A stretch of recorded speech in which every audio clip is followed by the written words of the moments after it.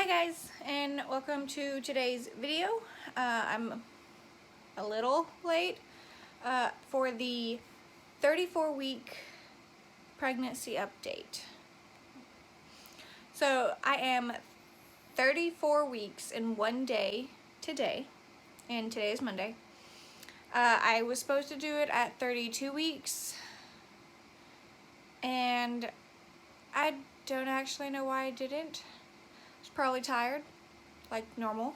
But I didn't, so I thought I would do the 34-week update, and I said I was going to do them every time I had a doctor's appointment, and I have had a doctor's appointment since it was a virtual one.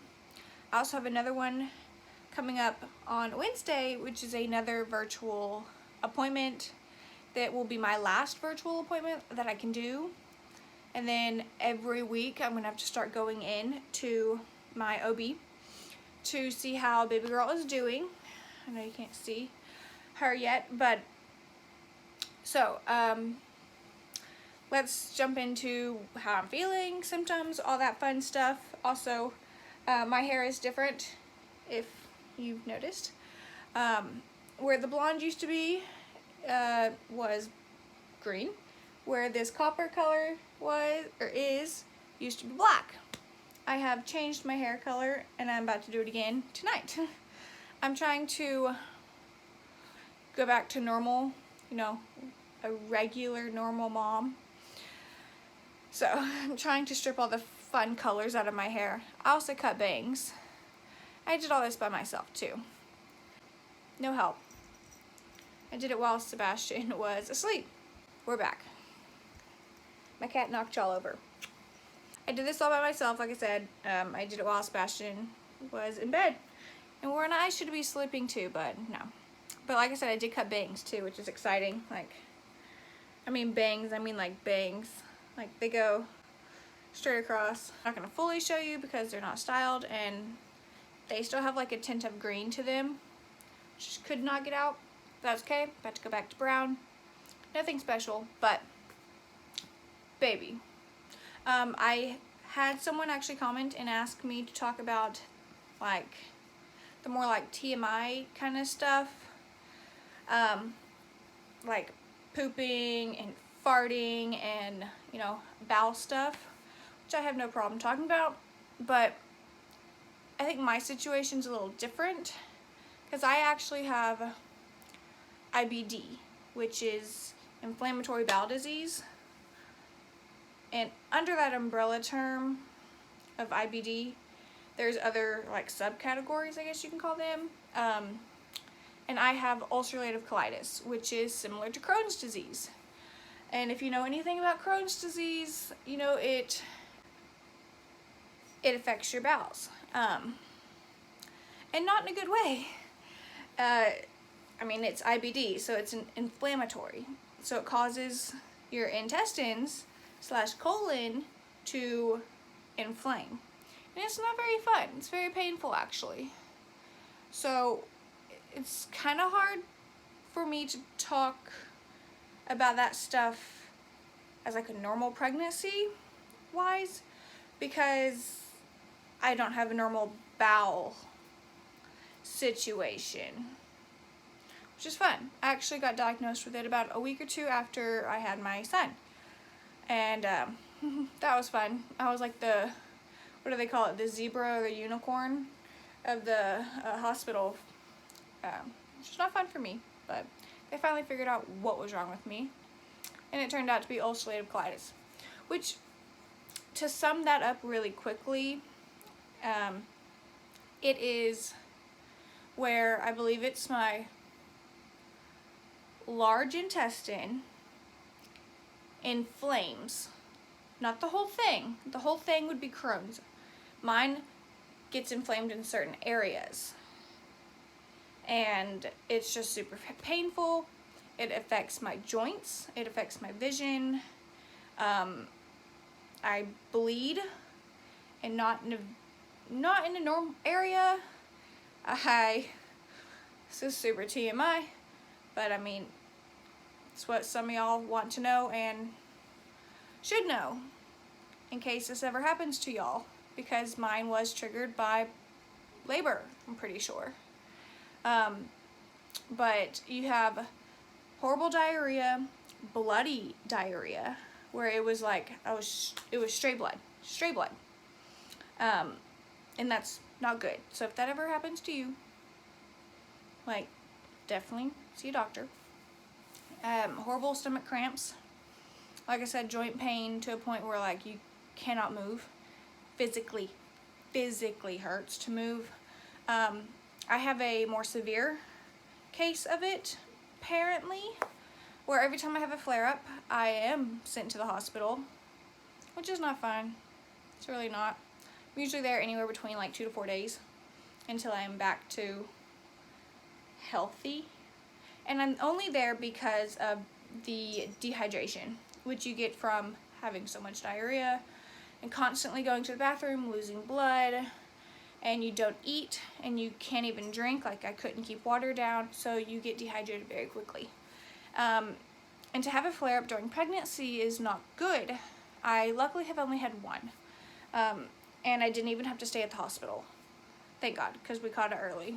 Well, my mother-in-law caught it early, because I'm not one to go to the hospital if I'm in pain. Like, I will sit there and suffer, which is why I had mastitis that caused some severe problems. I had retained placenta that I didn't go to the hospital for. I had a appendicitis that actually ruptured, and that was fun because when it ruptures, you can't actually remove it from your body. And I lived with all that stuff. I have a very high pain tolerance, that I can deal with pain. So yeah. But when I'm in pain like that, I didn't want to go to the hospital. I was like, I know I'm having a flare-up, it's whatever, I'll just like try to drink water. But my mother-in-law physically took me to the hospital, and they definitely gave me fluids. Because being dehydrated in pregnancy is very dangerous. So please drink your water, keep your fluids up, because it affects all of your organs and the baby. But yeah, so me having normal bowels is not a thing. I do stay very hydrated. I am definitely more gassier, I will say, during pregnancy than I am normally. Oh, what else? I feel like this is nothing but like bathroom talk. Other than bathroom talk, baby is measuring the size of, it says a basketball hoop, but that seems very large to me. It also says a winter squash, but I feel like it's been saying a winter squash for about 4 weeks now, so it's constantly changing in the squash family. I don't know. She's very large though. She's about 5 pounds, which is good, seeing how I still have 6 weeks to go. I would love for her to come a little bit earlier, but who knows? I mean, I wanted my son to come earlier, but he decided no, he was going to come 2 weeks late. And he came the day I was supposed to be induced. Like, my induction date was set for 6 o'clock at night. He came 4 in the morning. So I was like, cool, love that. You couldn't have let me sleep a little bit more, but no. So I would love for her to come early. Don't know if she will. I'm having a lot of contractions. None that are painful, just super uncomfortable. My belly tightens, contracts. I get short of breath a lot. What else? She's definitely putting on more fat because I'm getting hotter. So she's not using my body heat as much. She's producing her own for life outside of the womb. I'm definitely having more trouble sleeping. Oh, I'm so uncomfortable. Like, I have a pregnancy pillow right here, but I also have another stuffed animal that I like put on one side while I'm sleeping with the pregnancy pillow on one side. It's very uncomfortable because like she hangs out on my right side. Like that's the only spot she has been probably the past 6 months. It's right here on my right side. It's very, very uncomfortable because she won't move. And so I've been sleeping on my left. And that's where you're supposed to sleep, like how you're supposed to sleep, whatnot, on the left side. And she used to be cool with that, but nope, not anymore. Nope, she wants to be on my back. But it's, I don't know. It's very uncomfortable to sleep though. Very, very uncomfortable. I'm definitely producing milk already to a point where it's like starting to leak through my shirt, which is annoying. And you cannot pump. Don't pump, because that causes contractions because of nipple stimulation. So if that's happening to you, do not pump. It could cause problems. Just put some breast pads there. You'll be good. One thing I have noticed a lot more with this pregnancy than my last is body odor. Oh my goodness. I'm like showering every day because I can smell myself. And it's the extra hormones that are like in my body and leaving my body. But oh my goodness, like I took a shower yesterday, example wise.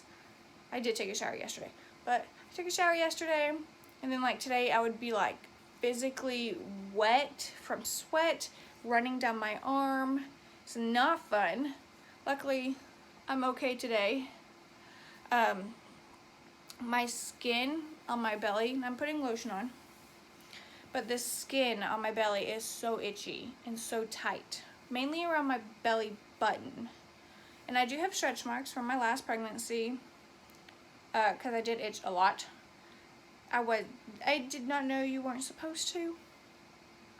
So I did, and I had stretch marks, but I am getting more, and I'm not stretching, at least not as bad. But so many, like on the top of my belly button and on the front of my thighs. With my first pregnancy, I got them all on the side of my thighs and under my belly. This time, they're on top of my belly and on the front of my thighs, which is not fun. Luckily, I don't have any more stretch marks on my boobs. I feel like those are completely stretched because I was president of Itty Bitty Titty Committee. When you have a baby, you're not. But because of the whole like UC thing, getting diagnosed like a week or two after having my son, I actually did not pump or breastfeed. I mean, I didn't exclusively breastfeed. Like his mouth was not here. I pumped, and he was fed my milk through a bottle, which do not come from me. Like, my baby is healthy, he's fine, he's thriving. But after that, he was on formula, and the baby's fed. That's all that matters. I've had so many people tell me that, like, I don't know, there's the whole controversy between like breastfed and formula fed. But he was both technically first 2 months of his life, because I produced a lot of milk quickly. So I would pump, have him bottle, and then I would make 3 more bottles within that sitting. So I produced a lot of milk quickly. So we had plenty of milk in the freezer to last like 2 months of his life. And then he was switched to formula. But I think I'm gonna be producing a lot more milk again. I really can't give you any updates on how to do that. I don't drink a lot of water.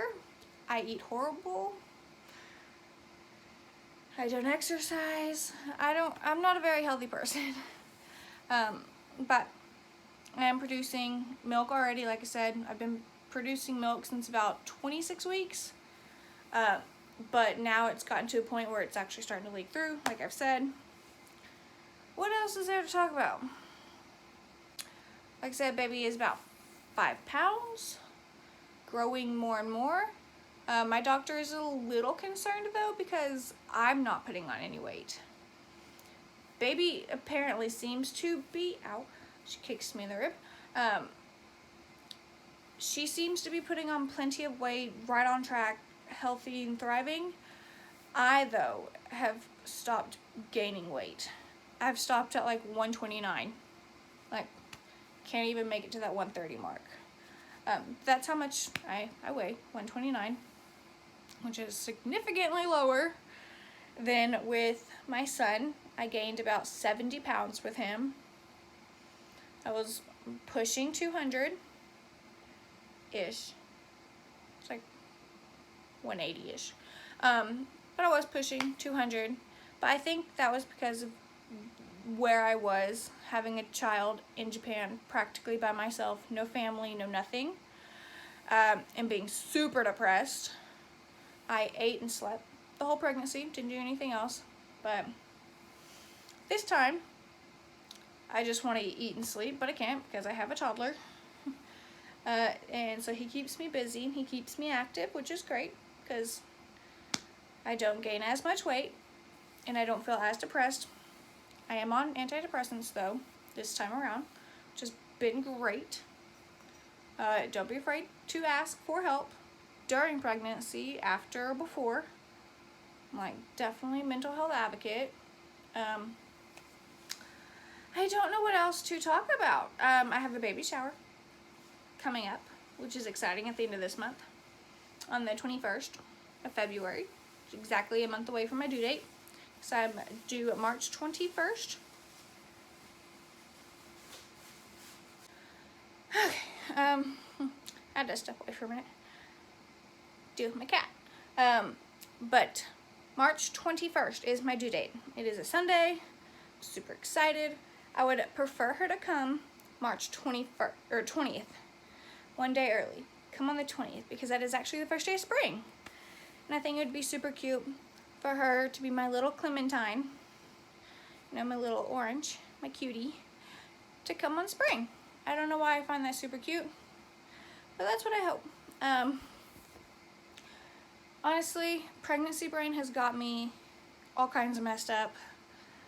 The insomnia. I don't have any food aversions, but I'm definitely starting to get nauseous a little bit more. Just no fun. Luckily, I have never thrown up, but I do get super nauseous, peeing all the time, waking up at least 2 times at night to go pee.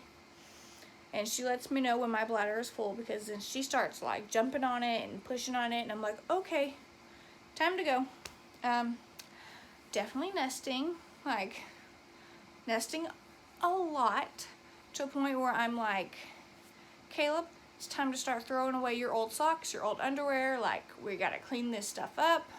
I got rid of a whole bunch of my, like I'm doing like spring cleaning almost, which is weird. I mean, it is coming to be spring, but definitely nesting. Oh, I have all of her clothes washed and hung up on cute little pink velvet hangers. I have organized his and her drawers because they're sharing a room. I mean, she's going to be sleeping right here. But I do need to get the bassinet out of the garage, clean that. I need to get the car seat down, clean that, because it is still good. It's not past expiration date. So I'm going to be using that for her because Sebastian is huge and he already outgrew it. I already have right here, finger right there, my diaper caddy. It is full and ready and stocked. Her bag, her diaper bag / hospital bag is packed and ready. I am going to pack mine and Caleb's hospital bag probably in the next week or two. Yes, probably in the next week or two. I did buy a new duffel bag just for that. So hopefully when I get that all together and packed, maybe I can do a video of what's in my diaper bag. What's in my diaper bag? I will do that too. And then what's in my hospital bag. Because I feel like that's interesting. I always like watching those videos to see what people pack. Seeing how I'm also going to be, ow, she keeps kicking me in the rib. Seeing how I'm going to be a second time mom, and this is not my first time, I kind of know what to expect. I know every hospital is different, every experience is different, but I have a better mindset of what to bring and what not to bring. Like, I packed my first diaper bag. I thought I had everything ready. I needed like one thing out of it. And then everything else that I didn't think I would need, I needed. So Caleb would have to drive all the way back home, pick it, and come back. Which sucked, but I mean, they did make me stay more than the, 48 hours. But hopefully I won't have to stay as long, because for your first child, they want you to stay like a minimum of 48 hours. For your second child, it's a minimum of like 24 hours, I believe. So hopefully I won't have to stay as long in the hospital, because I hate staying in hospitals.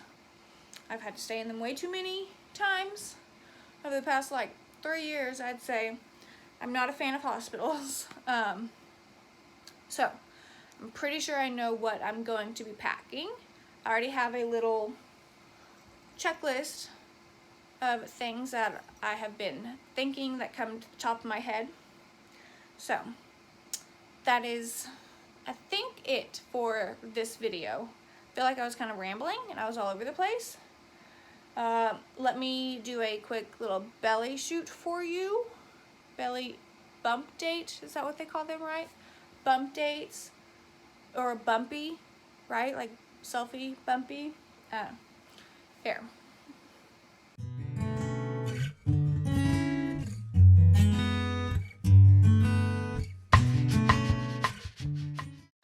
Okay, well, that's it for today's video. I'm gonna go take a nap now, seeing it's 1 o'clock and Sebastian is down for a nap, and Caleb has gone to go get a haircut.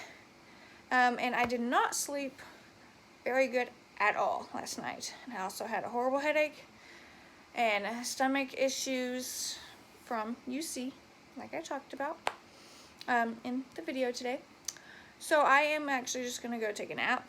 But I thought today would be the best day to do a video, because my hair is not completely icky and I actually have makeup on today, so don't want to waste the opportunity or potential. But that is all. I will see y'all hopefully soon, and not as long of a break like today or previous video to now. I do want to do, like I said, what's in my diaper bag, what's in my hospital bag, and stuff like that. I don't know. We'll see. We'll see. Okay, that's all. Bye.